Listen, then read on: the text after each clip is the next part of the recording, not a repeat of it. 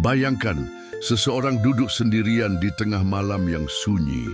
Di sekelilingnya hanyalah bayang-bayang dan denting waktu yang terasa lambat, seakan alam pun ikut merenung. Ia memegang sebuah buku kecil dan perlahan membukanya.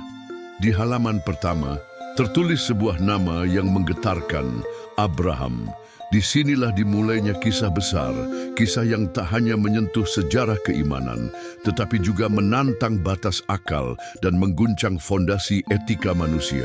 Ini adalah kisah iman, bukan sekadar kepercayaan buta, melainkan iman sebagai paradoks tertinggi, di mana seseorang menjalin relasi langsung dengan yang ilahi dalam lompatan eksistensial yang tak dapat dimediasi. Søren Kierkegaard menulis buku ini bukan sebagai seorang pendeta, bukan pula sebagai seorang filsuf sistematis yang membangun teori megah seperti Hegel. Ia menulis sebagai individu yang gelisah, sebagai seorang penulis dari dalam yang menyelami luka eksistensi manusia yang terdalam. Ia menulis dengan nama samaran, Johannes de Silentio, Yohanes dari keheningan, karena memang apa yang ingin ia sampaikan tidak dapat dijelaskan oleh suara yang biasa. Hanya keheningan yang mampu menanggung maknanya. Kita mulai dari Abraham. Bukan Abraham yang didewakan secara religius. Bukan pula Abraham yang menjadi tokoh sejarah. Ini adalah Abraham dalam ketakjuban eksistensial.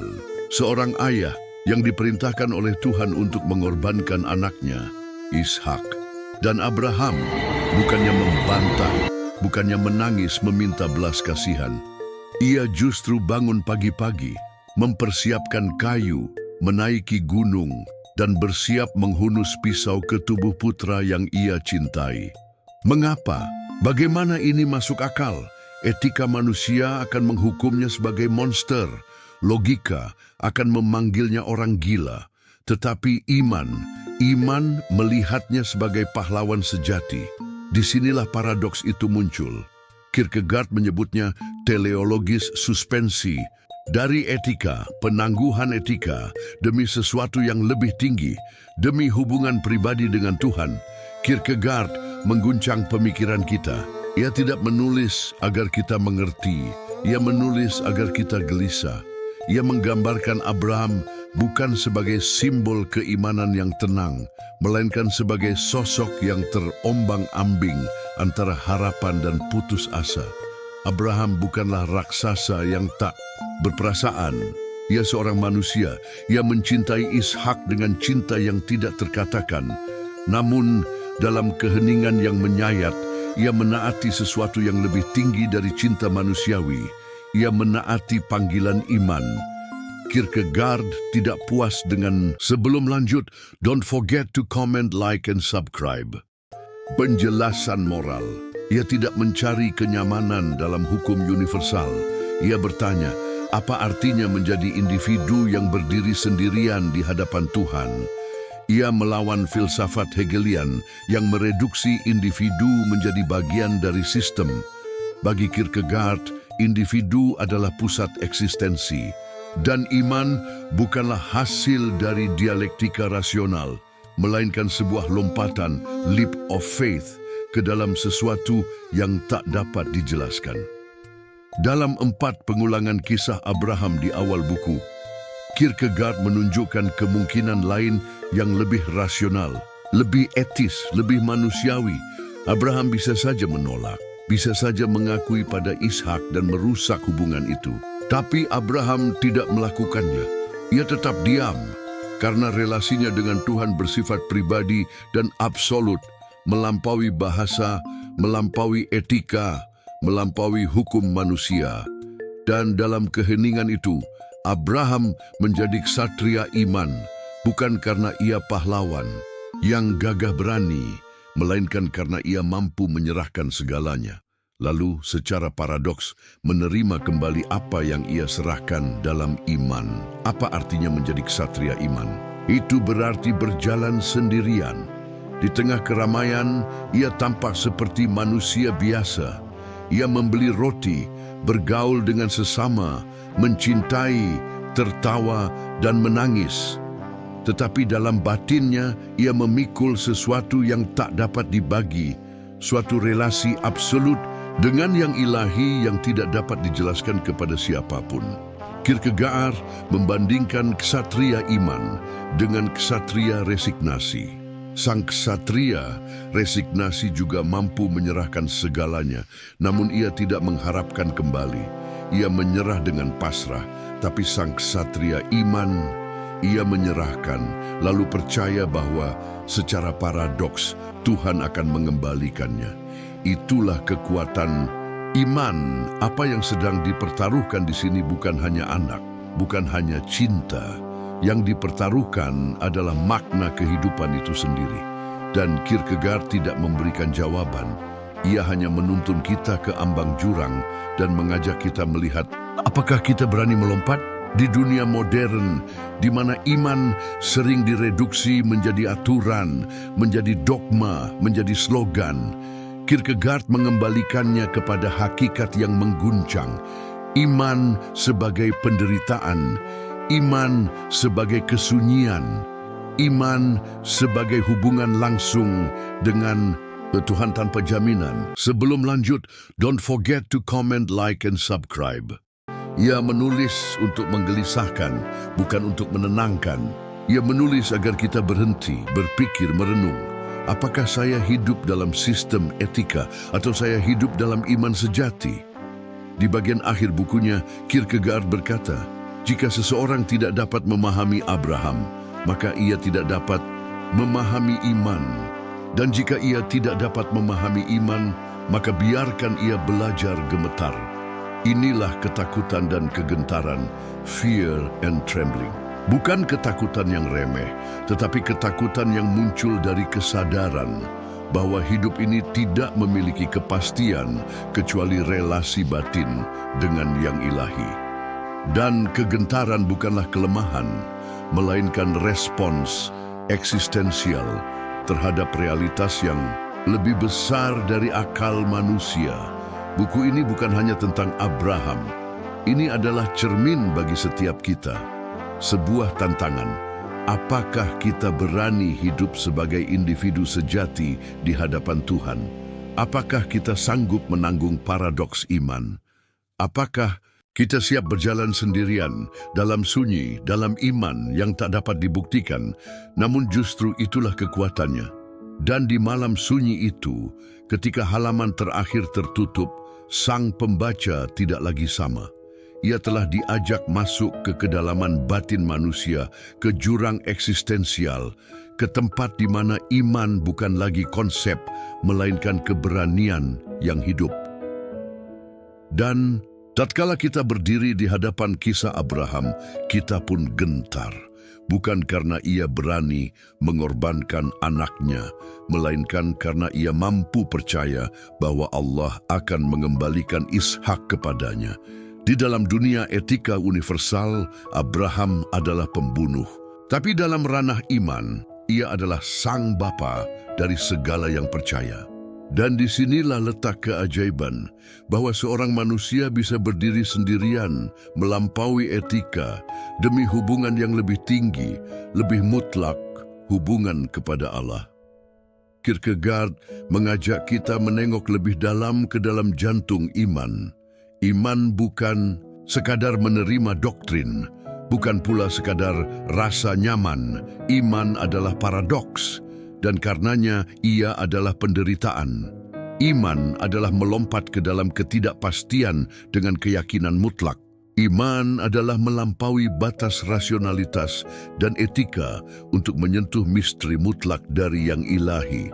Ia memperkenalkan dua sosok manusia, sang ksatria iman dan sang ksatria resignasi. Sang ksatria resignasi adalah orang yang telah menyerahkan segala-galanya kepada Tuhan, melepaskan dunia dan hidup dalam kedamaian batin. Tapi sang ksatria iman lebih besar lagi. Ia menyerahkan segala sesuatu, lalu menerima kembali dalam keajaiban. Ia berkata, "Aku percaya bahwa meskipun segalanya tampak hilang, Allah akan mengembalikannya kepadaku." Abraham tidak hanya rela kehilangan Ishak, Ia percaya bahwa Allah akan mengembalikannya kepadanya, meskipun semua hukum, semua logika, semua kemungkinan menolak keyakinan itu. Inilah iman sejati, bahwa seseorang menyerahkan segalanya dan lalu dengan alasan yang sama sekali tidak masuk akal, menerima segalanya kembali. Bukan karena ia menuntut, tetapi karena ia percaya. Abraham berjalan menuju Gunung Moriah bukan sebagai seorang fanatik. Ia bukan gila. Ia tidak menantang etika universal karena nafsu atau kehendak pribadi. Ia melampauinya karena ia hidup dalam relasi yang mutlak kepada Allah. Namun, siapakah di antara kita yang mampu menjadi Abraham? Siapa yang mampu berdiri sendirian dalam kesendirian, mutlak mengangkat pisau terhadap yang paling dikasihi, sambil tetap percaya bahwa ia tidak akan kehilangannya? Kierkegaard tidak menulis untuk menjadikan kita Abraham. Ia menulis agar kita memahami betapa besarnya Abraham, betapa menakjubkannya iman itu, betapa langka dan agungnya tindakan tersebut. Di tengah dunia yang menyanjung rasionalitas, Kierkegaard mengingatkan kita bahwa sebelum lanjut, don't forget to comment, like, and subscribe. Ada sesuatu yang lebih tinggi dari akal, bahwa ada dunia di mana paradoks menjadi bahasa keseharian, bahwa iman adalah bentuk tertinggi dari eksistensi manusia, karena ia adalah pertemuan antara keberanian mutlak dan cinta yang tak tergoyahkan. Ia menulis sebagai seorang yang bergulat, seorang individu tunggal di hadapan Tuhan. Dan dalam keterasingannya, ia mengajak kita merenung, apakah kita hidup sebagai individu yang bertanggung jawab atas keberadaannya sendiri? Apakah kita sekadar mengikuti arus moral dan hukum tanpa pernah mempertanyakan makna yang lebih dalam? Apakah kita mengenal apa itu iman sejati, atau sekadar menirunya tanpa memahami kedalamannya? Fear and Trembling bukanlah buku untuk dibaca dengan santai. Ia adalah tantangan, renungan, dan doa. Ia menelanjangi kita dari segala kepastian palsu, membawa kita pada kesendirian yang ngeri, lalu memperlihatkan cahaya kecil yang gemetar dari iman yang sejati. Cahaya yang tidak memaksakan dirinya, tetapi mengundang. Yang tidak memerintah, tetapi membimbing. Yang tidak menjanjikan kemudahan, tetapi makna yang sejati. Kini kita tiba pada kesadaran bahwa Fear and Trembling bukan hanya karya yang berbicara tentang Abraham, bukan hanya tentang iman sebagai konsep keagamaan, melainkan tentang manusia sejati yang bergulat dengan makna hidupnya dalam kesendirian, dalam kebebasan, dalam tanggung jawab yang tiada bisa dipindahkan pada yang lain. Kierkegaard menempatkan eksistensi bukan di tengah keramaian dogma atau tatanan moral yang mapan, melainkan di dalam ruang batin terdalam, di mana manusia harus berdiri sendiri di hadapan yang mutlak. Dan dalam keheningan eksistensi itu, lahirlah eksistensialisme modern. Apa yang kemudian akan digemakan oleh Heidegger, Sartre, Camus, bahkan Nietzsche. Semuanya bisa ditelusuri akarnya pada perenungan Kierkegaard yang hening dan penuh getar. Ia adalah peziarah pertama ke dalam dunia eksistensial, dunia di mana manusia tidak bisa lagi berlindung di balik sistem, hukum, atau komunitas. Dunia di mana satu-satunya relasi yang tersisa adalah antara individu dan absolut, dan disinilah iman menjadi satu-satunya jembatan. Kierkegaard menolak universalitas etika Hegelian yang mendominasi zamannya. Ia berkata, etika bukanlah puncak dari eksistensi. Ada yang lebih tinggi dari etika, yaitu iman. Tapi iman bukan sistem, ia bukan teori, ia adalah tindakan.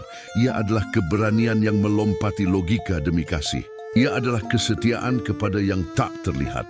Dalam dunia modern, di mana manusia semakin kehilangan rasa keagungan, di mana iman direduksi menjadi kebiasaan atau simbol sosial, Kierkegaard menjadi suara kenabian yang menggugah kita. Ia memanggil kita untuk bertanya, apakah kita benar-benar percaya? Atau apakah kita sekadar menjalani hidup dalam bayang-bayang iman? Ia menyadarkan kita bahwa penderitaan bukanlah kegagalan iman. Justru dalam penderitaan yang terdalam, iman menjadi nyata. Dalam ketakutan dan gemetar, manusia bertemu dengan Allah. Dan di sana, dalam keheningan, manusia mendapati dirinya tidak sendirian. Kierkegaard tidak memberi kita jawaban mudah. Ia memberi kita cermin, dan dalam pantulan cermin itu, kita melihat kerapuhan, ketakutan, dan harapan kita sendiri. Ia tidak berkata bahwa semua orang harus menjadi Abraham, tapi ia mengajak kita mengerti apa artinya menjadi Abraham. Dan mungkin dalam pemahaman itu, kita akan menemukan iman kita sendiri. Tidak sama, tidak sempurna, tapi sejati. Dan ketika dunia di sekeliling kita semakin bising dengan tuntutan moral, suara publik, dan kewajiban sosial, Kierkegaard mengingatkan bahwa kadang-kadang kita harus menyendiri. Kita harus berani diam, berani gelisah, berani gemetar. Karena dari gemetar itulah lahir iman. Karena dari takut yang terdalam, lahir keberanian yang sejati. Dan karena dari kehilangan yang paling mutlak, lahir perjumpaan dengan yang tak terhingga. Demikianlah. Fear and Trembling tidak akan pernah menjadi buku yang selesai kita baca. Ia akan terus berbicara kepada kita dalam momen-momen kehidupan yang paling sunyi. Ketika kita dihadapkan pada pilihan yang paling berat, pada penderitaan yang tak bisa dimengerti, pada cinta yang harus dilepaskan, pada harapan yang harus dikubur. Maka di sanalah suara Abraham akan memanggil, percaya, percaya, walau semua hukum dan akal menolak. Percaya, walau semua kenyataan berkata mustahil. Percaya, karena cinta kepada yang mutlak lebih besar dari apapun yang bisa kita pertahankan dalam hidup ini. Dan mungkin hanya dengan demikian kita akan belajar menjadi manusia. Don't forget to comment, like, and subscribe.